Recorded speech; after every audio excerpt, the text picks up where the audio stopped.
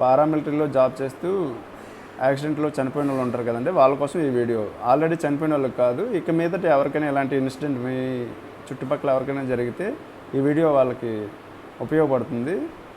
అయితే ఏంటంటే వీళ్ళు చనిపోయాక, యాక్సిడెంట్లో చనిపోయాక ఇలా పోస్ట్మార్టం రిపోర్ట్లో యాక్సిడెంటల్ డెత్ అని రాయించుకోవాలి. రాయించుకుంటే వీళ్ళకి గోల్డెన్ పెన్షన్ డెబిట్ కార్డ్ అని ఒకటి ఉంటుంది.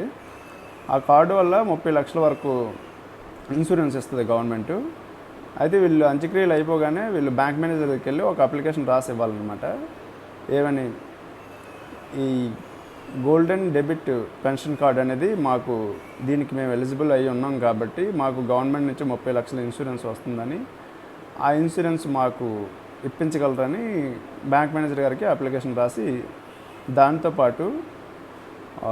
దాంతోపాటు ఈ డెత్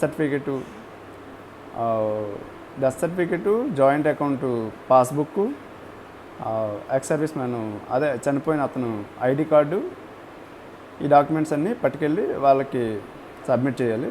సబ్మిట్ చేశాక ఆ అమౌంట్ మన అకౌంట్లో పడేదాకా కూడా, మన అకౌంట్ జాయింట్ అకౌంట్ ఉంటుందండి. ఈ పారామిలిటరీలో ఎవరైనా ఉంటే, వాళ్ళకి గవర్నమెంట్ ఎంప్లాయీస్ ఎవరైనా ఉంటే వాళ్ళ ఫ్యామిలీకి కూడా తెలిసే ఉంటుంది. వాళ్ళ wife and husband joint account ఉంటుంది. ఆ జాయింట్ అకౌంట్ అనేది ఈ 30 lakhs ఈ అకౌంట్లో పడేదాకా కూడా వీళ్ళు అకౌంట్ క్లోజ్ చేయకూడదు.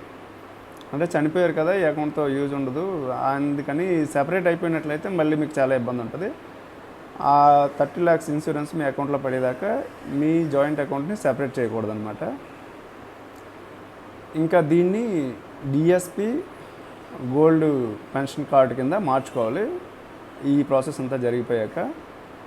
ఈ కంటెంట్ నచ్చితే లైక్ చేయండి, సబ్స్క్రైబ్ చేయండి. ఇలాంటి మరిన్ని ఇంట్రెస్టింగ్ విషయాలు తెలుసుకోవడానికి మన ఛానల్ని సబ్స్క్రైబ్ చేయండి. జై హింద్.